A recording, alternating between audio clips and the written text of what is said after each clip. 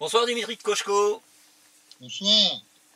Alors, ce soir on va aborder d'une manière tranquille, je dirais, un anniversaire, l'anniversaire de la révolution d'octobre 1917 qui s'est produit il y a tout juste une centaine d'années, le mois dernier. Tout juste 100 ans.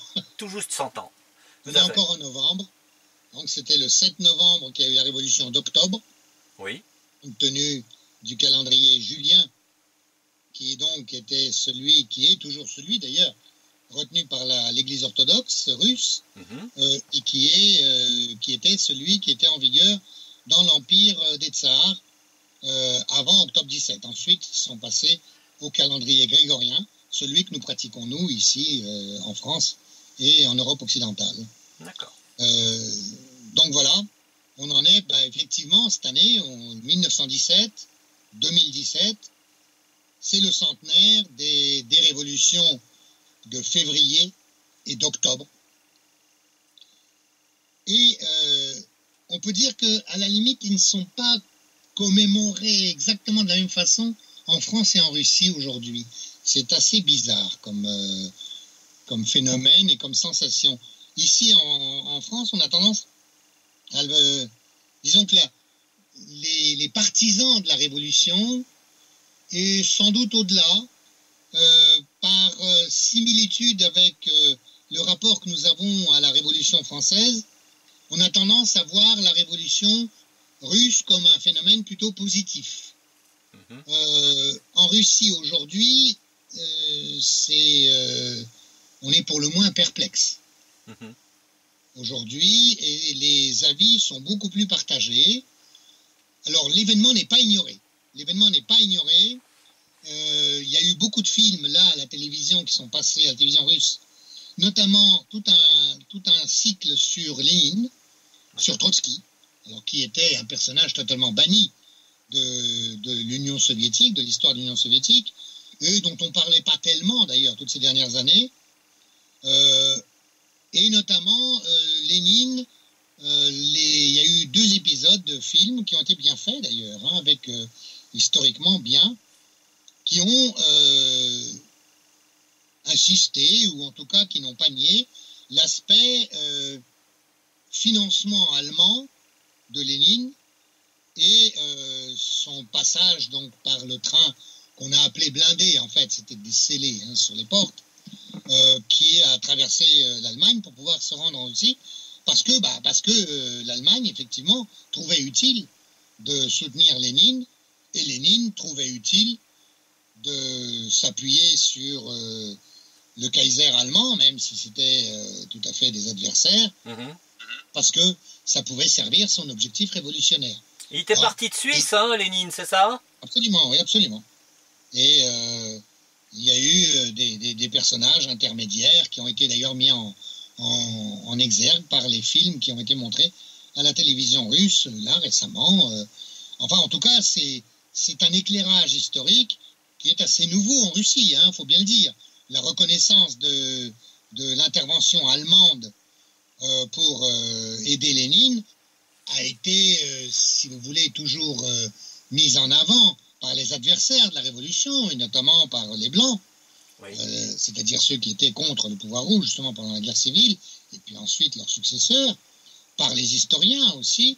Mais il y a eu, cette année d'ailleurs, des expositions en Allemagne, notamment à Berlin, où il y a des pièces prises des services secrets allemands, où on parle justement de ce qui est à la fois épayé et comment Lénine a été aidé par certains intermédiaires pour pouvoir aller faire la révolution en Russie, ce qui évidemment libérait le front Est pour les Allemands, ce qui leur permettait de se retourner vers le front Ouest. Mais ce qui rend plus perplexe aujourd'hui, c'est que il y a eu beaucoup de choses qui n'étaient pas vraiment justes dans la façon de présenter les choses au niveau de l'origine de la révolution d'octobre. Alors aujourd'hui, aussi bien le pouvoir qu'une grande partie de l'opinion d'ailleurs est s'interrogent ou en tout cas discutent. Alors bien sûr, les partisans résolus de la révolution, ils existent encore, hein, en Russie comme en France, ou au contraire de la contre-révolution, savent quoi faire. Alors, les uns sont inconditionnellement pour, font valoir tous les succès industriels de développement grâce à la révolution, et les autres sont inconditionnellement contre et font valoir évidemment toutes les monstruosités du pouvoir soviétique. Alors est-ce qu'il faut commémorer, est-ce qu'il faut fêter, est-ce qu'il faut pleurer et expier, ou tenter de saisir le moment pour prôner une réconciliation nationale, d'autant que le centenaire intervient à un moment où, il faut bien le dire, la patrie est en danger quand même, hein, oui, en raison des menaces de l'OTAN et du terrorisme islamiste.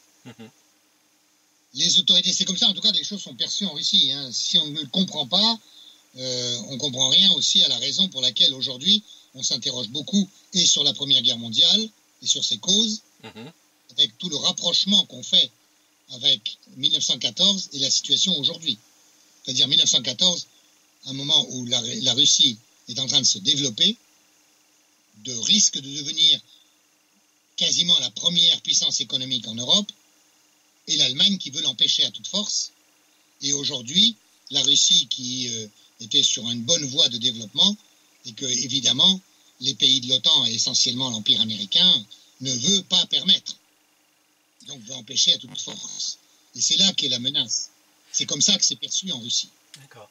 Mais ce qui m'étonne, Dimitri de Kochko, c'est que il semblerait que l'Empire britannique ait voulu lui aussi, je dirais, brider l'élan industriel, l'élan du développement industriel russe, comme il l'a fait, comme il a voulu le faire apparemment contre l'Empire allemand, de diverses façons, c'est-à-dire en finançant des révoltes contre la ligne de chemin de fer, par exemple, qui passait dans les Balkans, qui pouvait lier l'Allemagne aux réserves de pétrole du Moyen-Orient, d'une part, et puis la possibilité que les bolcheviks aient été financés par une banque britannique dont je tairai le nom. Alors oui et non, parce que n'oubliez pas que les Britanniques aussi avaient des investissements en Russie, notamment dans l'Oural, dans les mines de l'Oural. Les Français, eux, avaient des gros investissements, notamment dans les chemins de fer, hein, vous vous rappelez les actions russes, là, les fameux emprunts russes, dans l'exploitation agricole. Dreyfus, par exemple, avait des grands dépôts à Rostov-sur-le-Don. Et le Crédit Lyonnais avait des tas d'investissements et avait notamment des systèmes bancaires qui étaient très faibles d'ailleurs. Hein. En Russie, c'était une des faiblesses aussi, avec la surpopulation agricole. C'est une des faiblesses avant la Révolution. Mais les Britanniques ne veulent pas voir l'Empire russe se renforcer, ne veulent pas le voir notamment menacer l'Empire des Indes, ne veulent pas le voir risquer de contrôler ce qu'ils appellent le Heartland, qui a été repris ensuite, ça c'est dans leur théorie géopolitique, contrôler le Heartland, c'est-à-dire l'Asie centrale et tout ce qui est de la région jusqu'à l'Empire des Indes. C'est la théorie de Mackinder, ça, hein, c'est ça? Alors voilà, c'est repris ça, c'est exactement ça qui a été repris ensuite par Brzezinski à la façon moderne du côté américain. Donc tout ça est vrai. Ça se manifesterait, je dirais, d'une manière quasi caricaturale et tragique quand George V refuse à Nicolas II, avec lequel pourtant il jouait à l'île de Wight pendant leurs vacances. Oui, ce sont des cousins. Et adolescents. Ce sont des cousins. Hein. Ils sont cousins et ils se ressemblaient beaucoup. Oui, c'est vrai. Ils se ressemblaient beaucoup au point qu'à l'île de Wight, ils s'amusaient à se déguiser l'un l'autre dans les habits de l'autre de façon à ce que tout le monde les confonde. Et vous vous rendez compte, quand Nicolas II a demandé, quand il a, après son abdication, à aller en Angleterre, les Anglais ont refusé. Ouais. Les Anglais ont refusé, ce qui a fait qu'un an plus tard, la famille du tsar a été massacrée à Ekaterinbourg. Vous voyez à quel point, donc, là, on peut parler de la duplicité anglaise. Enfin, dans la tradition diplomatique française et militaire française, on connaît la duplicité anglaise. Vis-à-vis de la Russie, elle n'a jamais fait défaut. Mais en même temps, il soutenait les Blancs. les Anglais ont soutenu les Blancs, ils ont évacué des réfugiés blancs à partir de Mourmansk notamment. Ils ont aidé, ils ont envoyé des armes, mais pas assez, mais d'une manière ambiguë. Et effectivement, ils ne voyaient pas d'un mauvais œil que les Allemands s'opposent aux Russes, mais en même temps, ils voulaient limiter les Allemands. Donc c'est une politique délicate, mais c'est une politique qui a été toujours très fine, intelligente, celle des Anglais. Il ne faut pas les sous-estimer. Et malheureusement, aujourd'hui, ça continue, mais leur héritage a été repris par les États-Unis, qu'il faut bien le dire, ont une finesse beaucoup moins affirmée que les Britanniques dans l'histoire. Enfin bref, en tout cas aujourd'hui, pour revenir à la façon dont en Russie on commémore cette révolution, on peut dire que les autorités sont évidemment plutôt favorables à la solution dite de la réconciliation entre les autres attitudes là, d'approbation ou de désapprobation totale existent. Alors, l'idée, c'est est-ce que la révolution a été un bienfait pour la Russie ou une catastrophe? Et là, attention, la question ne se pose pas forcément de la même façon en Russie et dans le reste du monde, certes. Et chez nous.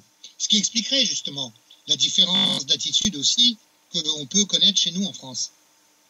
En France, notre analyse de la situation révolutionnaire en Russie, justement, en 1917, est largement tributaire de la vision soviétique. C'est un pays arriéré, avec une monarchie fin de race, une bourgeoisie engluée dans des contradictions qui la rendent impuissante à remplacer une noblesse purement parasitaire, et le tout s'est lancé dans une guerre incohérente où la Russie va de défaite en défaite.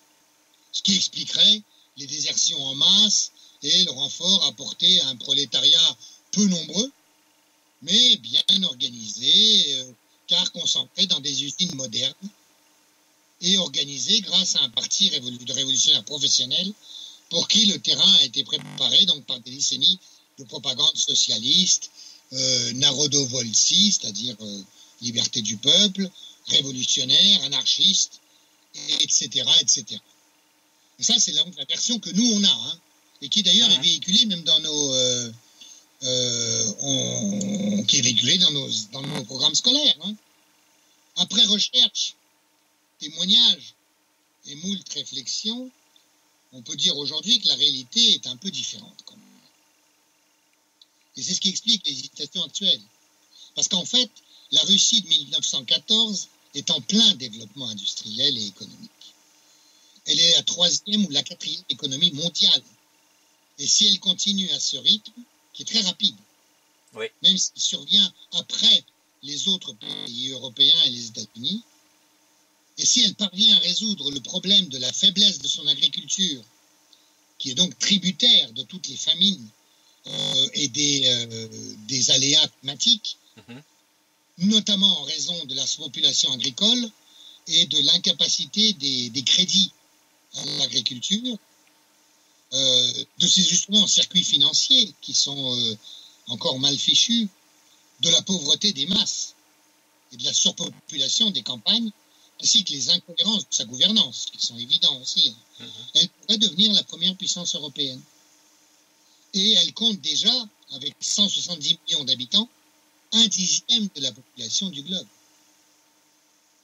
Alors ça, c'est une perspective qui inquiète la classe dirigeante allemande, et plus discrètement anglaise, comme vous le disiez tout à l'heure, avec des monarques desquels, pourtant, la famille régnante en Russie est liée. Ce sont des cousins tous, aussi bien le Kaiser que la famille, que les Windsor. C'est l'une des raisons du déclenchement de la Première Guerre mondiale. Les partisans allemands d'un coup d'arrêt au développement de la Russie décident de frapper tant qu'il est encore temps et pensent, sans doute, que le conflit ne durerait pas trop. L'alliance franco-russe a contrarié ses plans et il en est résulté la boucherie que l'on sait, c'est-à-dire la guerre de 14-18. À la demande de la France, la Russie lance l'offensive contre la Prusse orientale en 14, alors qu'elle n'a pas complètement mobilisé. Il en résulte des pertes considérables Mais les Français parviennent à arrêter les Allemands sur la Marne grâce à cette offensive sur le front Est. Alors ça, Joffre et Foch en parlent notamment. Hein. Et les taxis, qu'on apprend dans nos manuels, n'ont eu qu'un rôle anecdotique. L'offensive a pu être arrêtée, en fait, grâce justement à l'offensive russe. Les Allemands ayant été obligés de déplacer plusieurs divisions vers le front Est. Pourtant, cette offensive en Prusse orientale a été catastrophique en fin de compte pour les Russes, notamment en raison de désaccords entre les généraux Rennenkampf et Samsonov. Sur le déroulement de la guerre aussi, il faut revoir certaines conceptions. L'année 1915 a été terrible pour les Russes. Ça, c'est vrai. Ils ont compensé le manque de matériel par de la chair humaine. C'est là que moi, j'ai eu des témoignages de ça, puisque j'ai encore pu voir dans mon enfance et ma jeunesse des gens qui avaient vécu ça, où des soldats russes montaient au front à 3, avec un fusil pour 3, une pelle, et le troisième, il allait prendre la pelle ou le fusil en fonction de celui qui allait être tué. Vous vous rendez compte? Et ils ont tenu le coup. Et ça explique évidemment le fait qu'ils ont eu 1 million de morts lors de la Première Guerre mondiale, c'est-à-dire le pays qui a perdu le plus de monde. Même les Allemands n'ont eu que 800 000 morts. Ils ont compensé donc ce manque de matériel par de la chair humaine. Mais ils n'ont pas cédé. Et ils ont permis aux alliés de l'Ouest de se reprendre et de faire face à la redoutable année 1916, quand l'Allemagne a porté l'offensive à l'Ouest. C'est là qu'on a Verdun et toutes les offensives. Et là, il faut se référer à l'histoire de la guerre du général Serge Andolenko de l'armée française. C'est édité dans les éditions des Sirtes. Et je vous conseille fortement de lire ce bouquin. C'est un général français, général Andolenko, d'origine russe, et c'est un historien de l'armée. La Russie reprend son souffle en 16. Puis, elle prend l'offensive. À la fin de 1916, début 17, les armées russes, et notamment le général Broussilov, ont percé le front au sud de l'Europe, en Bessarabie, c'est-à-dire aujourd'hui la Moldavie et la Roumanie, et dans le sud, les Russes avancent vers Bagdad. L'Autriche propose à ce moment-là une paix séparée, en proposant Constantinople à la Russie, et que cette dernière devait effectivement obtenir par l'accord de Versailles, par la paix de Versailles, le traité de Versailles, qu'elle aurait dû signer, mais qu'elle n'a pas signé finalement à cause de la Révolution. Donc, partant de l'idée que de toute façon ils auraient Constantinople, Nicolas II refuse l'offre autrichienne, ce qui sans doute est aussi une erreur du point de vue russe, pas du point de vue des Alliés. Mais Nicolas II voulait rester fidèle aux Alliés, notamment à la France, parce qu'il y a l'alliance franco-russe. Au début de 1917, les dirigeants français, anglais et de l'Axe ne doutent pas de la victoire russe. Mais c'était compté évidemment sans la fragilité de l'appareil politique et de la gouvernance russe. Des ruptures d'approvisionnement à Pétrograd, la lassitude de la guerre évidemment, comme partout, et la détermination de l'opposition politique, bourgeoise et ouvrière, qui pousse le monarque en place, par erreur manifeste de Castille, à abdiquer. Cette abdication aussi relève bien des contradictions de la société russe d'alors. Le tsar et ses conseillers croient pouvoir se livrer à une manœuvre juridique par cette abdication, puisque l'abdication devait être annulée pour non-conformité au droit par la Douma ou par une assemblée. Or ça, bien évidemment, une assemblée constituante éventuelle. Or ça, évidemment, c'était totalement à côté de la plaque, parce qu'on n'en était plus du tout là. Et penser qu'en abdiquant pour son frère qui allait refuser, on allait rentrer dans des finesses juridiques qui allaient permettre de rétablir la monarchie, c'était une erreur fondamentale et qui leur a été fatale, en fait. Donc la période n'est pas du tout propice à ce genre de manœuvre. La bourgeoisie qui s'empare du pouvoir en février est résolue, pleine de bons sentiments, mais totalement incapable d'assumer le pouvoir, un pouvoir cohérent en tout cas. Alors, de ce point de vue-là, il y a une lecture, là encore, que je peux recommander, c'était La Révolution permanente de Léon Trotsky. La Révolution permanente, c'est pas du tout de prôner une révolution permanente partout dans le monde en permanence, comme le disent les gens qui n'ont jamais lu ce bouquin. C'est une explication que la bourgeoisie est incapable de mener à bout le processus révolutionnaire et que seul le prolétariat peut en fait remplir le rôle de la bourgeoisie pour passer du stade féodal dans l'analyse marxiste de la Russie d'alors à un stade de révolution bourgeoise pour pouvoir permettre de passer à un socialisme. Là, on est dans la dialectique. Hein. Mmh. Le gouvernement provisoire émet d'une manière totalement irresponsable, du point de vue du pouvoir, hein, évidemment, l'ordre numéro 1 qui brise toute hiérarchie et toute discipline sur le front. Oula. Au moment où, sur le front de l'Ouest, le général Nivelle lance son offensive sanguinaire et catastrophique, qui déclenche d'ailleurs les fameuses mutineries de 1917. Hein. On peut sans doute dire aujourd'hui que ce n'est pas la guerre perdue qui a déclenché la révolution, mais que c'est la révolution qui a fait perdre la guerre à la Russie. Oui, donc là, voilà. L'ordre numéro 1 a donné comme suite les découpages des épaulettes des officiers, les massacres sur le front, les désertions, puisque là aussi les paysans ont voulu, les soldats paysans, ont voulu revenir le plus vite possible pour faire les récoltes, tout bêtement. Eh bien,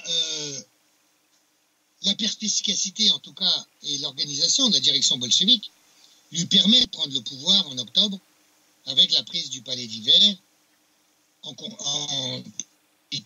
d'un tas de circonstances. Je ne vais pas vous raconter la révolution entre février et octobre avec les journées de juillet, avec Kornilov, qui en fait est un général dont on a dit qu'il voulait faire un coup d'État, parce que Kerensky, qui est devenu le premier ministre du gouvernement provisoire, après le prince Lvov, a en fait manipulé Kornilov pour essayer ensuite de se présenter comme le défenseur de la démocratie contre une tentative de coup d'État. Et en fait, il a demandé à Kornilov d'intervenir, et Kornilov, qui était un général gentil, mais qui réfléchissait comme un tambour, comme a dit un ministère de la Défense en ma présence, n'a pas réfléchi jusqu'au bout aux conséquences politiques de sa marche sur Saint-Pétersbourg. Il n'a évidemment pas été capable de la mener jusqu'au bout. D'autant plus que Kerensky l'a complètement trahi, bien évidemment. Donc, beaucoup d'historiens considèrent aujourd'hui qu'il s'agit d'un coup d'État bolchevique en octobre ou d'un coup de force. Alors, s'il est vrai que la seule prise du pouvoir à Pétrograd, parce que n'oubliez pas que Saint-Pétersbourg a changé de nom à cause de la guerre, justement, Saint-Pétersbourg étant trop allemand, on l'a appelé Pétrograd, peut s'assimiler à un coup de force, effectivement. Il ne faudrait tout de même pas omettre le rôle des soviets et de la dualité de pouvoir et qui s'est instaurée en Russie entre février et octobre. D'autre part, on peut dire que en fait, c'est l'issue de la guerre civile qui a constitué la véritable victoire de la révolution, pas le renversement d'octobre. Pour en assurer la victoire, les bolcheviks ont su jouer, en plus des promesses sociales de la paix, de la terre, ce qui était du bluff total, puisqu'ils l'ont supprimé, en fait, avec la collectivisation forcée, notamment, sur le sentiment national. Ça, c'est un aspect qu'on oublie souvent. En soulignant le soutien, et pour le moins ambigu du reste, apporté aux Blancs par les étrangers de l'entente. Bien sûr, eux, les bolcheviks, n'ont pas insisté sur le soutien qu'ils ont pu recevoir de l'Axe, c'est-à-dire de l'Allemagne et de ses alliés. Mais en fait, sur l'interprétation de la Révolution, aujourd'hui en Russie et ailleurs, c'est la suite qui pose plus de problèmes. La Révolution puis la guerre civile ont coûté plusieurs millions de morts et d'émigrés au pays. On rajouterait aux millions de morts de la Première Guerre mondiale, déjà. Puis la répression, la collectivisation et le goulag représentent environ 20 millions de morts. Et les dégâts culturels et moraux sont considérables, même si la Révolution a aussi inspiré à ses débuts, notamment la création artistique, incontestablement. Si l'on ajoute la Seconde Guerre mondiale et ceux qui ne sont pas nés à cause des horreurs du siècle, on ne peut s'empêcher de penser que le prix payé a été lourd. Ah oui. Alors, est-ce que cela valait la peine? Pour la Russie, là, je m'en parle. Oui, répondraient sans hésiter Staline et ses partisans. Et ils disent, quand on coupe la forêt, des coupeaux volent. C'est une des justifications staliniennes de ce qui s'est passé. Mais voilà, sans tous ces massacres, n'aurait-on pas eu le même bois avec infiniment moins de copeaux? Ouais. Non, disent les pro-révolutionnaires qui avancent les chiffres du développement ultra rapide de la production d'acier, de l'industrialisation, de l'alphabétisation. Un peu moins de la fameuse électrification, pourtant mot d'ordre léniniste de la révolution. Le socialisme, c'est les soviets, c'est le pouvoir des soviets, plus l'électrification. L'électrification n'a pas été très rapide en fait. Bon, il faut reconnaître que l'immensité du pays fait que c'est pas évident. Bien sûr, oui. Les contre-révolutionnaires et les historiens actuels rétorquent que le développement serait intervenu de toutes les façons. Moins vite sans doute, mais sans créer une masse de main-d'œuvre réduite à l'esclavage dans le goulag, et sans perdre une partie éduquée et compétente de la population. Ils objectent aussi qu'une partie du développement soviétique a été permis par des investissements, notamment américains d'ailleurs. Et puis des investissements occidentaux d'avant-guerre, et que de nombreuses richesses du pays ont été bradées par le pouvoir soviétique pour faire face justement, notamment aux famines de 21 et 22, et puis ensuite de celles de 32-33 à cause de la collectivisation. Parce que pour compenser le bétail abattu par les paysans et le grain qui n'a pas été produit ou caché par les paysans, on a été obligé d'en acheter à l'étranger. Oui, forcément, oui. Donc c'était ridicule.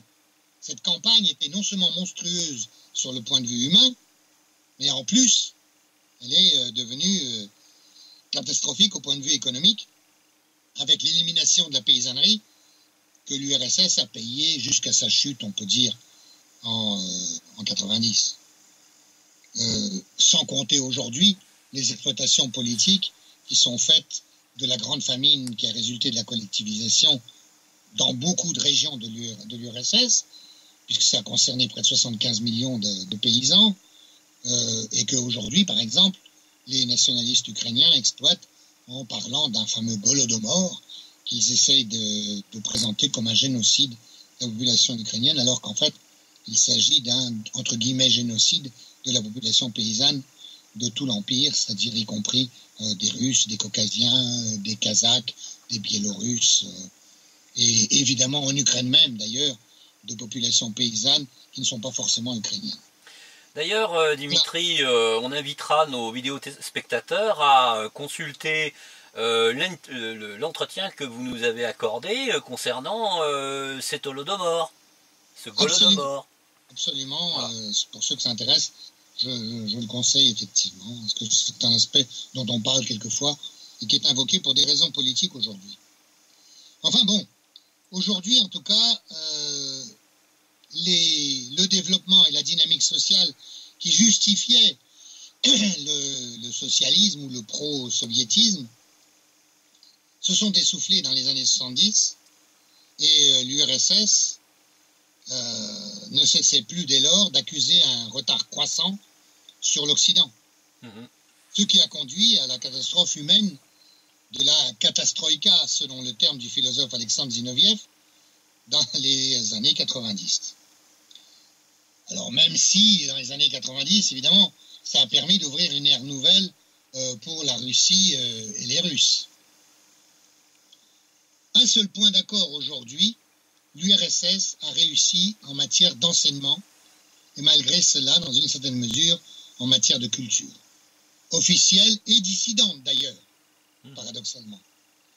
Et là, je dirais, aujourd'hui, un des problèmes de la Russie, c'est justement l'éducation à deux vitesses. C'est-à-dire pour les gens, c'est devenu de l'éducation à l'américaine, c'est-à-dire payante. C'est-à-dire les gens qui ont des moyens peuvent éduquer leurs enfants, les autres c'est beaucoup plus hypothétique.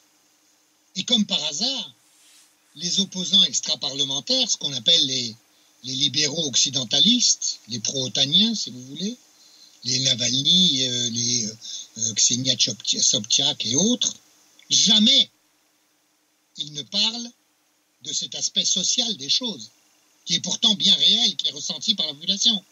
C'est le problème de la santé, là aussi à vitesse différente selon qu'on est riche ou pauvre, de l'éducation à vitesse différente, qui contrairement à l'époque soviétique, l'éducation était bonne, mais enfin elle était totalitaire, mais elle était bonne. La santé était pas bonne, mais elle était ouverte à tous. Il y avait moyen de se soigner en URSS, même s'il valait mieux donner un petit bakchich pour être bien soigné. Aujourd'hui, c'est plus du tout le cas. Aujourd'hui, c'est de la médecine privée, c'est de l'éducation privée. C'est aussi des questions d'inégalité d'accès, même à la justice, par exemple. Tout ça est vrai, mais ça serait ça qu'il faudrait critiquer. D'ailleurs, Dimitri... Dans le régime, je dirais, poutinien, pour ceux qui parlent de poutinisme, parce que c'est exactement la même chose que ce que prônent les opposants pro-libéraux.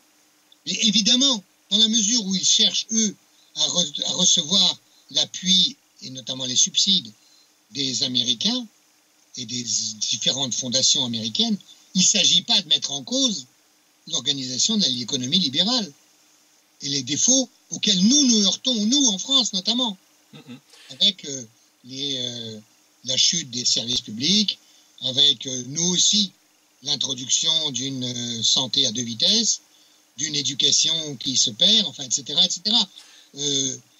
Là aussi, les analyses de la conséquence de la révolution, elles sont différentes et avec des conséquences dans l'actualité qu'on peut analyser de différentes manières, il faut bien le dire. Mais justement, Dimitri, la question que je voulais vous poser, c'est que la situation que vous venez de décrire, qui se produit en Russie actuellement, n'est-elle pas la conséquence, je dirais, d'une politique invasive des États-Unis pendant la période Eltsine? Non, bien sûr, mais c'est un choix aussi de politique libérale. Ce que Poutine a fait, Poutine mène une politique plutôt libérale. Alors lui, il a une position plutôt centriste, où il essaye de tempérer les choses. Mais son ministre des Finances et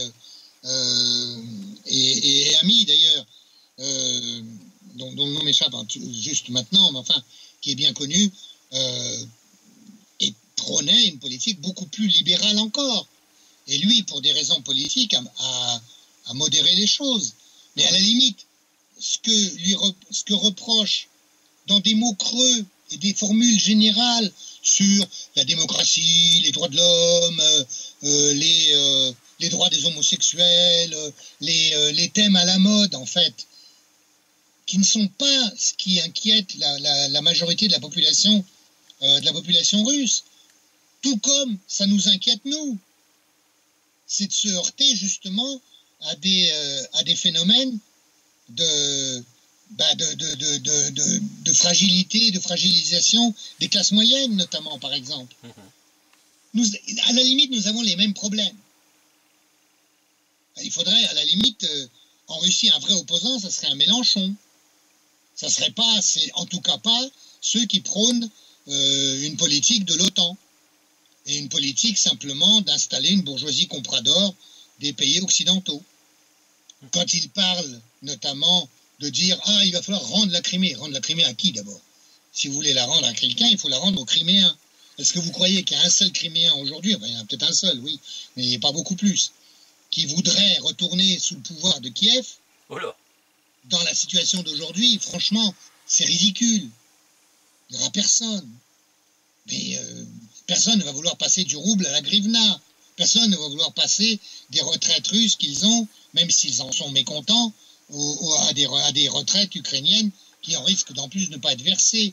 Personne ne veut passer sous le pouvoir d'un pouvoir qui va leur interdire de parler leur langue maternelle. Enfin, c'est absurde. C'est totalement absurde. Et donc, ce n'est qu'un prétexte politique, c'est tout. Donc voilà.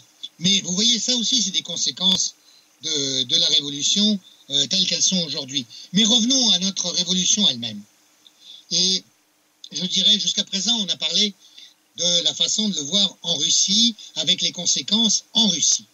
Si on voit le bilan de cette révolution de l'étranger, eh ben, les choses sont un peu différentes, il faut bien le dire. Parce que l'URSS, par sa seule existence, a permis des rapports de force plus favorables au monde du travail pour arracher des conquêtes sociales et politiques dont étaient paradoxalement privés, pour une grande part, les travailleurs et les citoyens soviétiques. Même si par ailleurs ils avaient une certaine protection dont j'ai parlé tout à l'heure, la santé, l'éducation, en fait des journées de travail relativement limitées, avec des réserves. Des fois, ce n'était pas du tout appliqué, et si on exclut évidemment l'esclavage au goulag. Mais en gros, la main-d'œuvre soviétique, elle faisait une chose très simple, c'est que elle faisait des grèves perlées en permanence. Elle ne travaillait pas, elle s'absentait, etc. Mais bon, ailleurs en tout cas, le monde du travail, par l'existence même de l'URSS, s'est trouvé dans des rapports de force plus favorables, à la limite qu'ils ne sont aujourd'hui. Et on le voit bien aujourd'hui, justement. C'est très paradoxal, mais c'est après qu'on l'a vu. Aujourd'hui, ça fond comme neige au soleil, justement, chez nous, les conquêtes sociales. Ah oui. Ce qui a tendance à prouver que l'existence de l'URSS a joué un rôle favorable aux conquêtes sociales dans le monde capitaliste. Un contrepoids. Même si parfois, sa conduite obéissait plus à des intérêts géopolitiques nationaux qu'à la solidarité communiste. On pourrait voir ça par rapport, par exemple, à la guerre d'Espagne, notamment. Pour ce qui est des habitants de l'URSS, des acquis sociaux aussi existaient, ce dont je parlais tout à l'heure. Et beaucoup vivaient d'une manière beaucoup moins tendue qu'aujourd'hui, et beaucoup moins intense professionnellement aujourd'hui aussi, à part notamment des scientifiques ou des gens qui étaient favorisés par le système. Et ça, c'est ce qui explique une certaine nostalgie de pas mal de Russes de l'époque soviétique. Et je dirais plus encore que des Russes, des gens dans les républiques d'Asie centrale notamment, en Moldavie aussi, quelque part en Ukraine. En Crimée, par exemple, il y a un sentiment pro-soviétique qui aujourd'hui s'est fondu dans la volonté de revenir à la Russie, mais qui était très fort justement par nostalgie de l'époque soviétique. Le rapport de force international, grâce à l'URSS, a aussi aidé à la décolonisation, pas toujours d'une manière très propre. Il a sans doute aidé aussi les forces nationalistes et socialistes arabes et d'autres tiers-mondes qui leur ont permis de remporter des victoires laïques. Je parle notamment des bassistes en Irak et en Syrie, ou du nasserisme en Égypte. Tout à fait. Et leur effondrement, aidé aujourd'hui par le grand capital américain, globaliste et financier, a ouvert la voie aux islamistes. La gauche européenne, dépassée ou récupérée, elle aussi, a laissé la place aux mercenaires des révolutions de couleur, subventionnés, voire à des forces ouvertement nazies, comme en Ukraine. Qui sont en train de se battre en ce moment en plus. C'est-à-dire qu'il y a des ultra-nationalistes néo-nazis sur le Maïdan, à nouveau, dirigés par Saakashvili, donc un Géorgien apatride. Un Géorgien au service des États-Unis. Voilà, sans doute. Pression contre Parachenko, et il y en a 300 sur le Maïdan actuellement. Bon, évidemment, ils peuvent se grossir très vite.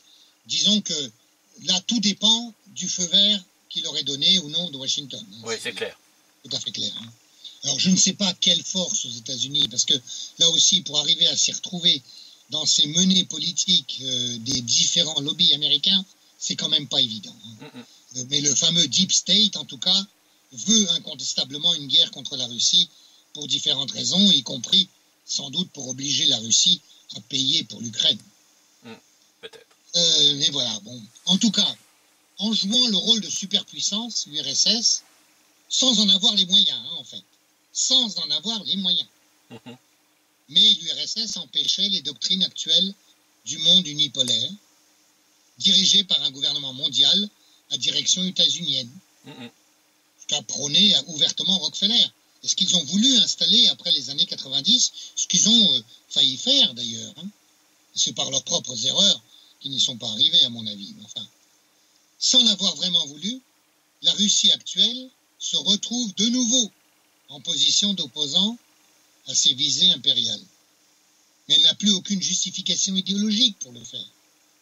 C'est pourquoi certains la présentent maintenant comme la gardienne des valeurs européennes et chrétiennes. Vrai ou faux, c'est vrai que ça existe au niveau de certaines tendances du pouvoir russe.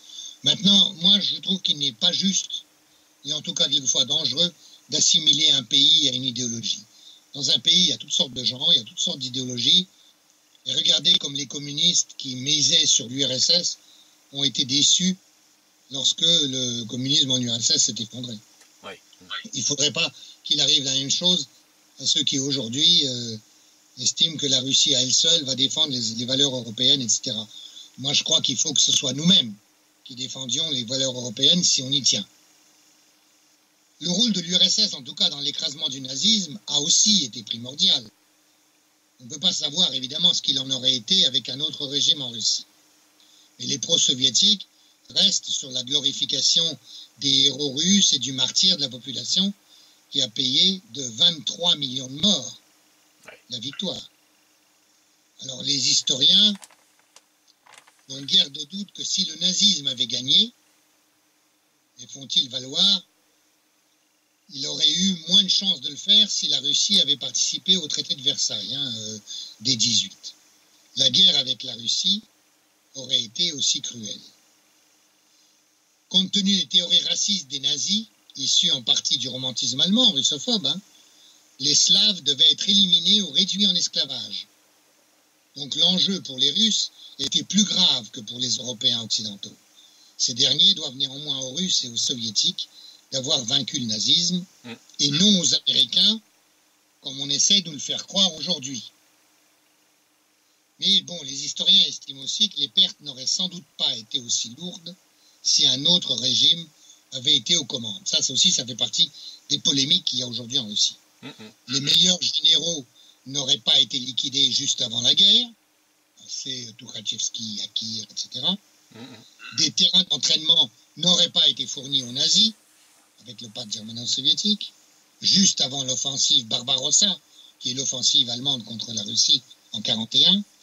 Des soldats faits prisonniers par les nazis n'auraient pas été poussés à rallier Vlasov, puisque au départ, c'est le général Félon, Vlasov, mais il a essentiellement eu des troupes de soldats soviétiques pris dans des nasses par défaut d'organisation du front au début de la guerre. C'est des soldats faits prisonniers par les nazis.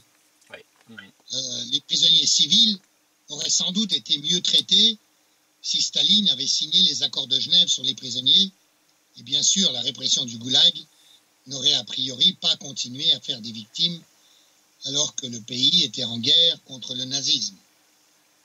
Bon, mais enfin ça, entre les si et les convictions plus affectives que rationnelles, le choix de l'attitude à adopter face à sa propre histoire n'est pas tranché. L'un des signes de cette expectative est la décision à prendre quant au sort du mausolée de Lénine aujourd'hui, en Russie, sur la place Rouge. Les uns exigent l'enterrement du chef révolutionnaire, comme le souhaitait du reste sa femme, Nadejda Krupskaya. Moi, j'ai retrouvé des lettres de Nadejda Krupskaya où elle demande l'enterrement de Lénine auprès de sa mère à Saint-Pétersbourg. Les autres s'y opposent résolument. Alors le pouvoir, il transige. Pas de provocation, pas de décision pouvant diviser gravement la société russe. Alors on fait des compromis. Léningrad redevient Saint-Pétersbourg, mais la région reste la région de Léningrad. Pareil à Ekaterinbourg, là où justement Nicolas II et sa famille ont été tués, qui est la capitale de l'Oural en quelque sorte, qui vit les derniers jours de Nicolas II donc, et de sa famille, et la ville retrouve son nom d'Ekaterinbourg. Mais la région reste la région de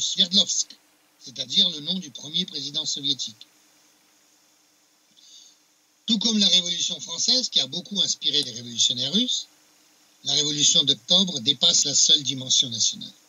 Il faut bien le dire. Alors le jugement de l'histoire et des générations futures doit forcément tenir compte de tous ces aspects et les conclusions peuvent être très différentes selon l'endroit où on se place.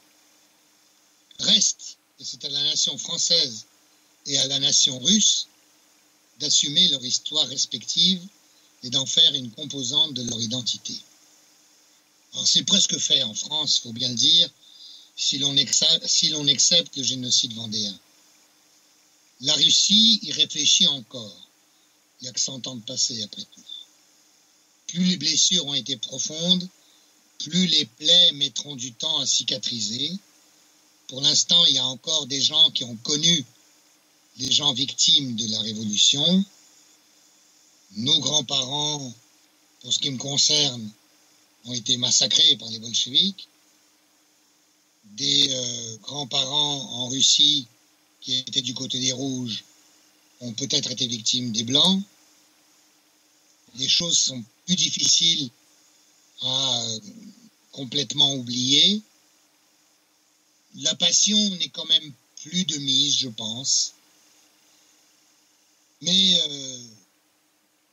l'assimilation, l'acceptation de la Révolution dans tous ses aspects feront incontestablement partie de l'identité russe à venir.